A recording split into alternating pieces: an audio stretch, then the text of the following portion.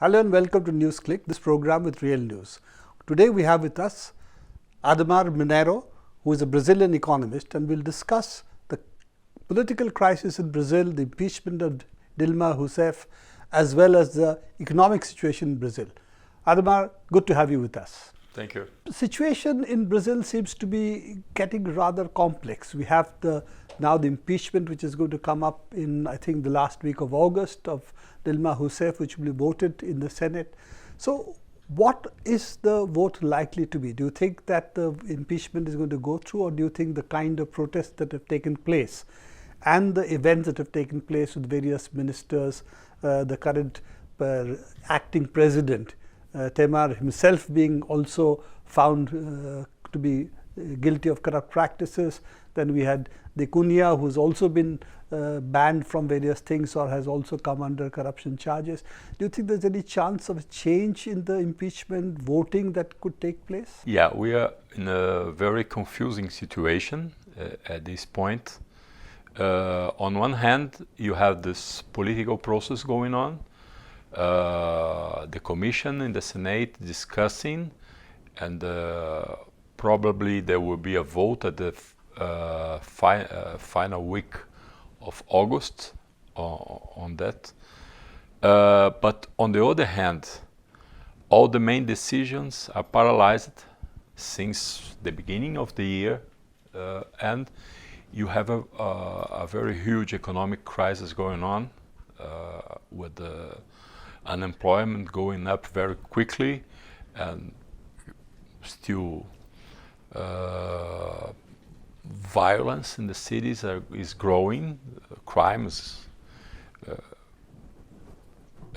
becoming again a major problem.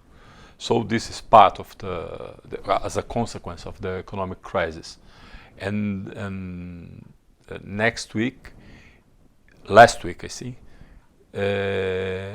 even some important sectors controlled by transnational in Brazil, like the automobile sector, are demanding from the government some support to stay operating in the countries. And some managers of these companies are going together with the unions to ask the government to take some measure. But in fact, measures won't be taken because all the political process is waiting for the solution, and you have also two different political steps at this moment. One is the vote at the end of August, which can be influenced by the crisis, because as it will be at the Senate, you have a very powerful influence from the governors of the states. And so as the crises in the states are going on, this can somehow influence. The other element is that in October you have local elections in Brazil, all over the country, but local.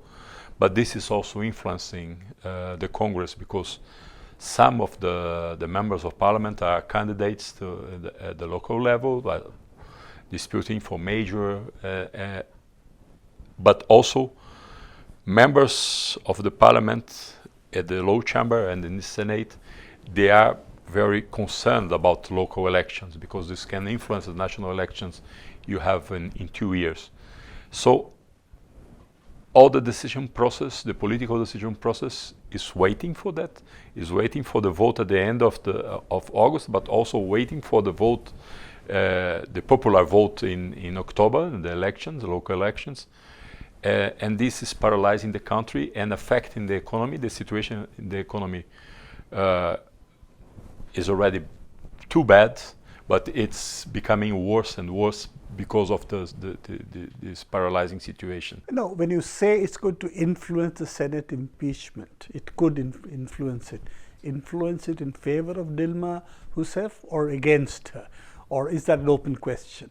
At this point, if the match is tied, if nothing changes, this represents a win to the interim government, to Temer. So if anything changes, we'll be changing in favor of Dilma. So I think these two processes can influence the Senate. It's not the most probable situation. The most probable situation is just to confirm the impeachment.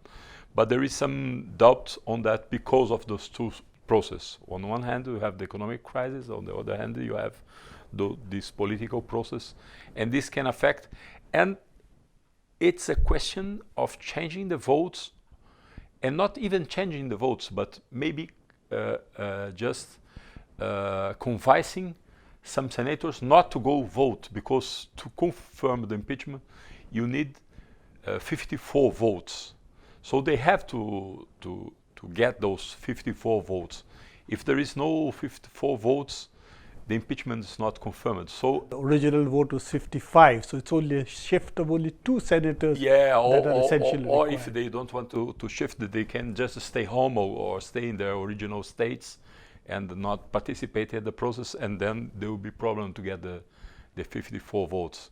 So it's a very tight situation, but yeah, anything can happen.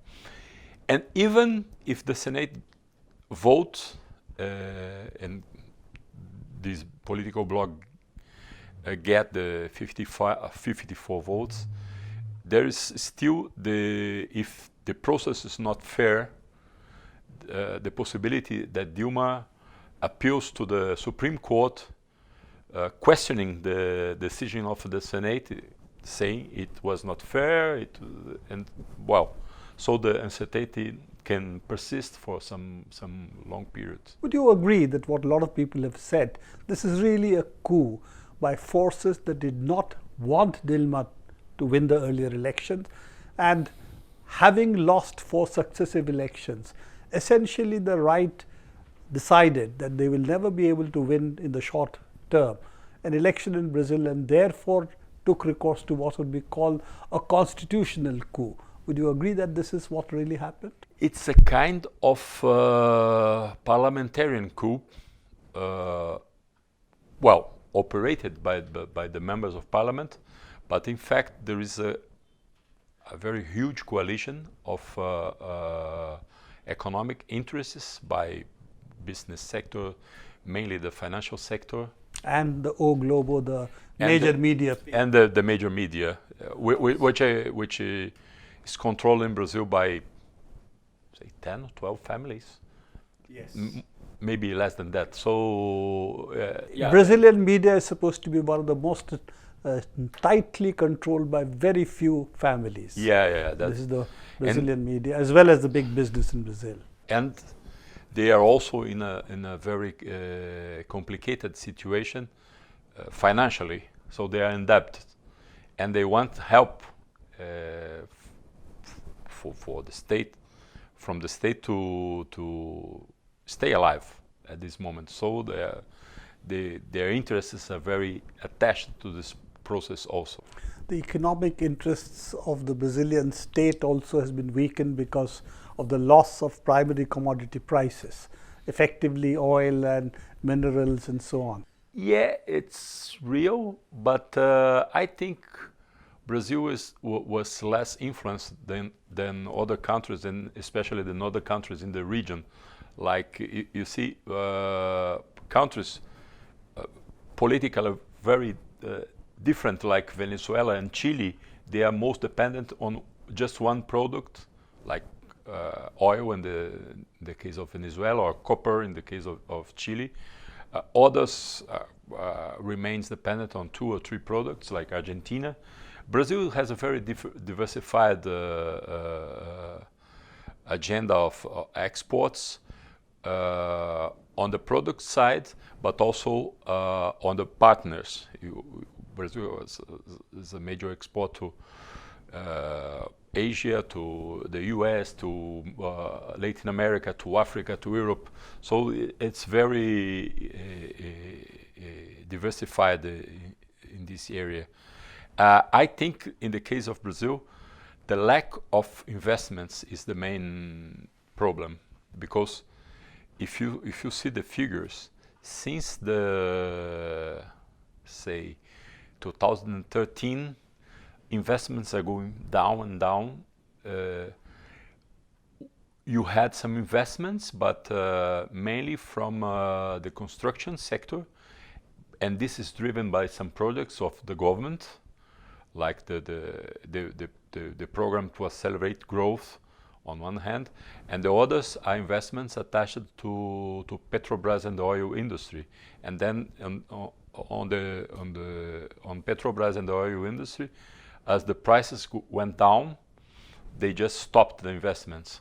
But on the other hand, related to the construction sector, they are also affected by the political process and the accusations of bribery, of corruption, and all that, and that the construction sector gave money to elect members of parliament to influence some governmental decisions.